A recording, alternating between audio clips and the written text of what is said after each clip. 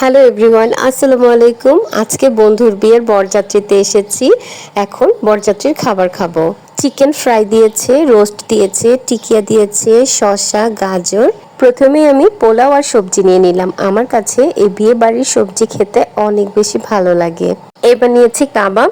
আমি এখন সবজির সাথে মিশিয়ে খাবো। আমার কাছে বিয়ে বাড়ির সবজিটা খেতে এত বেশি ভালো লাগে, সবজির সাথে যে কোনো কিছু মিশিয়ে মিশিয়ে খেতে অনেক বেশি মজা লাগে।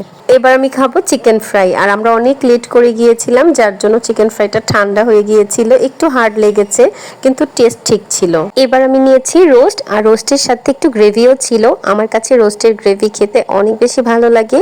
আমি রোস্ট দিয়ে সবজি দিয়ে মাখিয়ে মাখিয়ে খাচ্ছি বেশ মজা করে।